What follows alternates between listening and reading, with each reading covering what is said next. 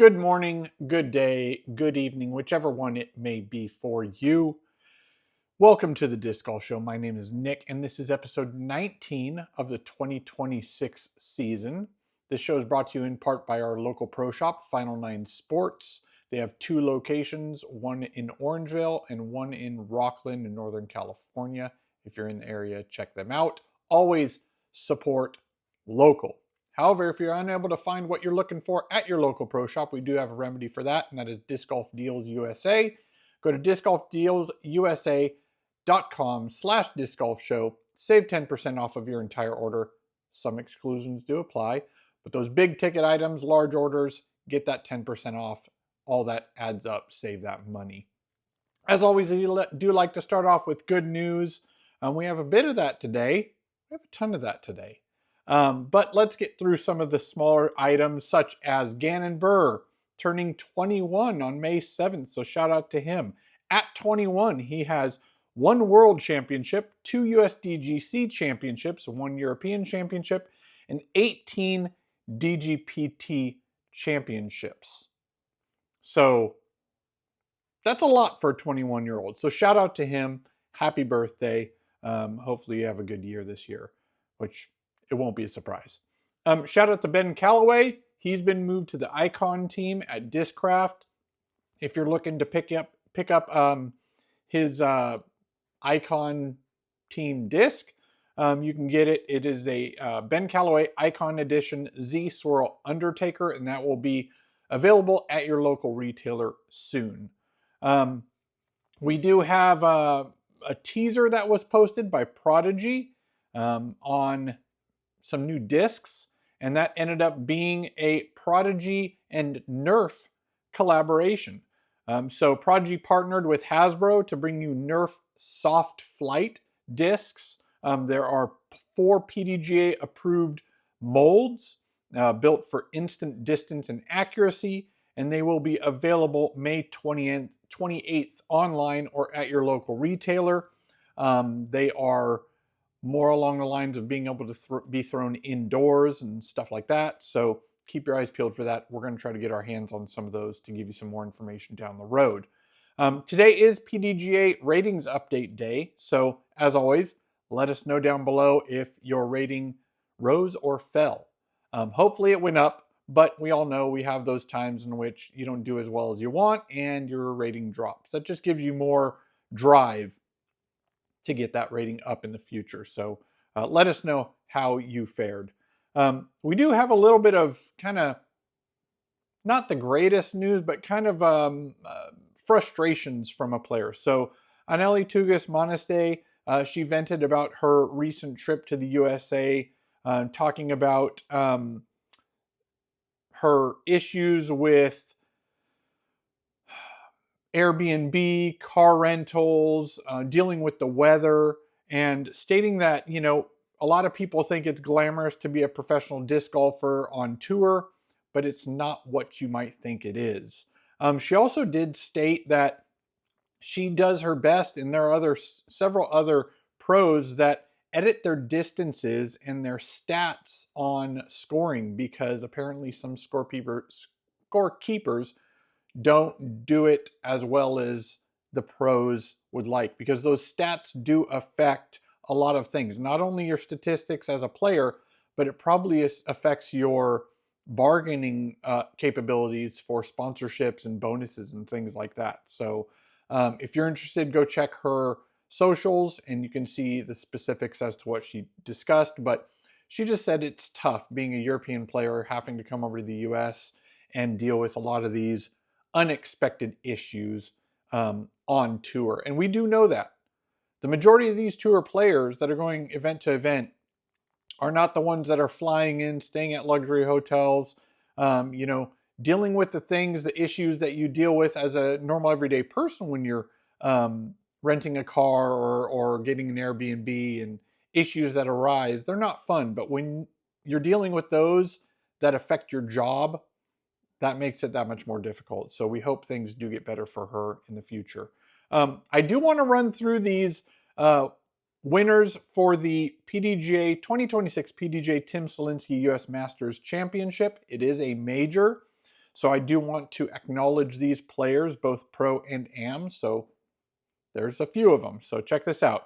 MP40 Kale LaVisca, FP40 Jennifer Allen, FP50 Kevin McCoy, MP55, MP50 Kevin McCoy, MP55 Barry Schultz, FP55 Juliana Corver, MP60 Jeff Harper, FP60 Elaine King, MP65 Tim Keith, FP65 Lori Cloyes Chupa, MP70 Jay Gobrecht, FP70 Sandy Gast, MP75 Rick Vokes, and MP80 Carlos Rigby. Shout out to all those pros that got another major win under their belt. And as for our AMs, we have MA40 Brent Genton, FA40 Leanne Smith, MA50 Andrew Radford, FA50 Brandy Morrill, MA55 Mark Goffey, FA55 Mara Lindsley, MA60 Jim Newell, FA60 Kimberly Adams, MA65 Mike Hughes, FA65 Linda Stevens,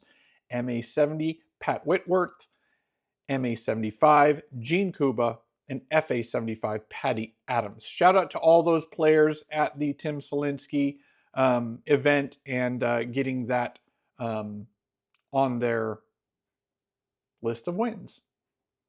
Big accomplishments for all them, pro and am. So shout out to them. And we come to the biggest news, the Barbasol Open at Austin. There's a few things outside of, victories that I want to discuss. This is the first 4-round event this year, DGPT Plus event. It has 2 courses. Let me know about that. Do you like events that have multiple courses, or do you like having 4 rounds at one course? I see the benefit in both. I lean towards the one course, but I get it. You highlight different styles of play, more difficulties across the board for all the players, because it's not just one. It doesn't benefit just one player. But let me know. Let me know what you think on that. There were some changes at Sprinkle Valley for hole 18. Now, this was last year the most difficult hole in disc golf, at least difficult hole 18 in disc golf. They had multiple scores that were in the double digits, and 12s and 14s, I believe, last year. They did some adjustments on this hole. They changed, basically the biggest change, the main change, was the distance between the islands at the end changed to hazard. So there wasn't that constantly having to make it to the island and then throw after throw from where you were before. So that did affect it in a positive way score-wise. Average of a +1 for hole 18 in the qualifier event is what they announced. And the largest score for MPO during this Open at Austin was a +9. No double-digit scores were had. Well, actually, it was a 9. Not a +9. It was a 9. But no double-digit scores were had, or scores over. Actually, it was a +9. Sorry. So there was a good adjustment to where it wasn't such a crazy, harsh hole for the pros to deal with. There were several birdies on them on hole 18, which was good to see. And this was, again, at the first course of the event, the Sprinkle Valley course. So shout out to the adjustments that were made. Will there be more in the future? We will see next year, because I'm sure this event will be on the list. But it is good to see them making those alterations to the rules for these holes when they're so difficult across the board. You don't want the final hole to be that much of a score change, but those lead cards were making the adjustments and scoring well on that. So shout out to them. We had, from the get-go, we had Ezra Robinson in the lead and Silva Sarnen in the lead after round 1. Silva stayed strong through keeping that lead into the final round. However, that did not hold to the end. We had Owen Scoggins coming from a 3-stroke deficit heading into the final round and finally overtaking Silva and getting that victory, her second cowboy hat at this event. So her second win at Open at Austin. So shout out to Owen Scoggins. We had some course records. We had Simon shooting a 15 down at Sprinkle Valley in round 2, so shout out to him. He did well.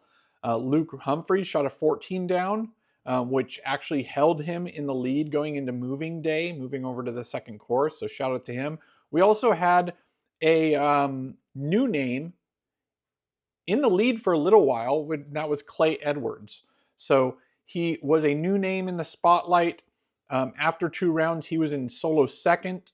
And after everything, for being, in the spotlight on lead card coverage and all that good stuff, he ended up tying for 12th in the end. So shout out to Clay Edwards again for showing his talent, his abilities, and that he can hang with the top pros.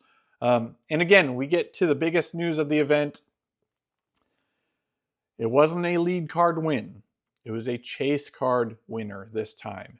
And that was by none other than, captain, my captain, Paul Ulibarri. Came back from chase card. A 15-year drought for a big win for him. His first DGPT win comes as a DGPT Plus, and the first DGPT Plus 4-rounder of 2026. Shout out to him, mentioning also that people think that he comes across cocky instead of confident. There is a difference between being confident and cocky, and he showed that at this event. He will, if you are a fan of Uli, which most everybody is well deserved. He's been a huge supporter of all of his players. He is a team captain, co-captain at Discraft, and he does nothing but support his players. He will be having a Victory Edition release to celebrate this achievement by Discraft, so stay tuned for that.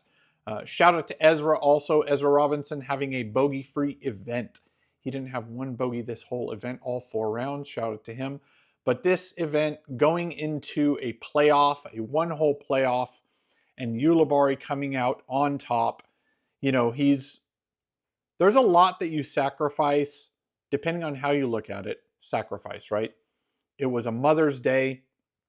He's away from his wife and baby girl, his mom. There are a lot of sacrifices that these top players have to give up. And it shows that his determination, his confidence in himself, however some people may think it's delusional, it is not. And this proves that. He said that in his speech afterwards. This shows that all of his confidence that he has in himself and those close to him supporting him does come out with enough support to get a victory after, again, a long time not being in the winner's circle. We have nothing but good things to say about Uli and how much he deserves this win. So again, shout out to this well-deserved win from one and only Paul Ulibarri at the Open at Austin. Shout out. There were some things that I did want to address. There was another weather delay this time, and because of the weather delay that was announced for Sunday, they are trying to address these issues. And this time, quote unquote, cut to each division's cash line, 40% for MPO, 50% for FPO. This will allow the competition to end earlier and decrease the risk of severe weather impacting completion of the event. They're trying to figure out how to deal with these weather issues. Not everybody's going to be happy with their decisions, but they are going to have to figure out what's best for the players, what's best for the spectators, which is very, very important. And it's a tough thing to do as a managing business and the event as a whole to make these decisions, but you have to respect them. They apply across the board, and if you're down near the bottom or you're close to that cash line, sometimes this is what happens. You sign up for this as a pro. It's there's not much you can do about it. You just kind of got to roll with the punches on this. One thing I did want to discuss a little bit here is, again, these are little things that bother me, but I got to get it off my chest. Can the commentators stop saying it's a backhand or a forehand to the pin. Of course, it's a backhand or forehand. Those are the main options that you have as a disc golfer. And